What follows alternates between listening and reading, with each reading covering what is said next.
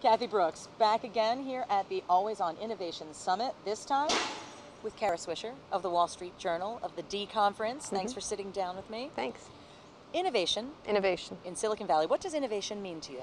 Well, I think it's coming up with ideas, obviously, that no one else has. That's the obvious thing. But it's the ability to change and create failure, I think, so that you can create success. And it sounds really like a stupid marketing thing, but it's really important to be able to fail, and that's one of the great parts of Silicon Valley. During the dot-com debacle, I think everybody sort of insulted Silicon Valley, but I thought it was very healthy to have so many failures because they learned and great companies were created in its wake, and obviously the whole media landscape has changed because of it. So I think the ability to do things you don't necessarily think you could succeed at is what innovation is about. Have we learned? No, of course not. We're back in another bubble. But that's all right. There's still some amazing companies being created. I mean, you know, there's all sorts of interesting stuff going on. And if you think about it, consumers have the most amazing new media given to them, mostly free, in a record time. It took forever to have television introduced to to the mainstream. It took forever to radio before that. And so it's really anyone with a computer. Not everybody has a computer, but the fact of the matter is there's this amazing new mass of media available anywhere, anytime, throughout the whole world with masses of information, and that's just amazing to me. Innovation in Silicon Valley. Right. Entrepreneurs in Silicon Valley. Right. How have the entrepreneurs that you have experienced, that you've seen, evolved or changed over time? Well, I mean, I think they're less, more product focused and less money focused than during the dot-com boom. But they're still back. That's still part of the whole game here. I mean, it's impossible to avoid it. It's what keeps it going. It's what keeps bringing people and attracting people here.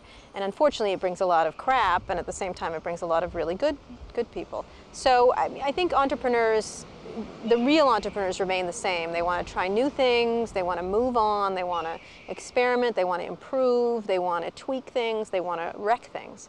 And I think that still exists here. And it's amazing that it still remains the center of innovation. I can't think of another part of the world where, although there is innovation coming in throughout the internet, happening all over the world, I think it still is a geographic location that's still important. There have been a lot of attempts, though, to take Silicon Valley Sure. culture and transplant it. Why and do you they think always that hasn't call worked? it Silicon Glen, Silicon Hill. It's kind of ridiculous because they're trying to mimic. So why Silicon. hasn't it? Why do you think it's not worked? Well, I think you have to get we have the university here, you have the Stanford University, you have all the smart people, they're all living here. I think that's going to change because you can really develop anywhere in the world now. But the money's here. The money's here. You know, I think at some point you're able to innovate anywhere you are, and lots of companies have lots of facilities in small places that they just leave them there because why not? It doesn't cost anything. So I think eventually Silicon Valley is going to be an idea more than a place. But still, there's Hollywood is still Hollywood.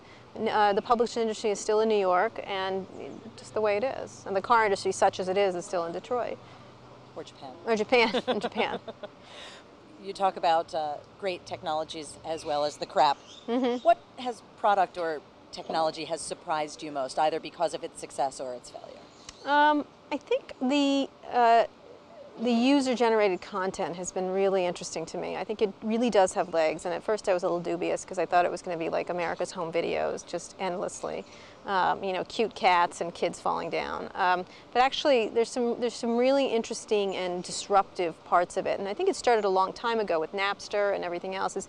It's not so much user-generated content, it's user-empowered content where people can do whatever they want with their media wherever they want it. And that's a really huge idea, and it does change people's businesses. It collapses some, it creates some, but it really does disrupt almost every media business on the planet.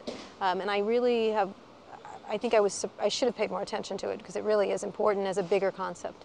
You know, a lot of this stuff, though, some of it's just feature laden. A lot of people are creating companies that are just a widget on some piece of feature, but I never thought I'd say that there is an end of the Microsoft era, but it is the end of the Microsoft era in a lot of ways, and the end of central controlled era.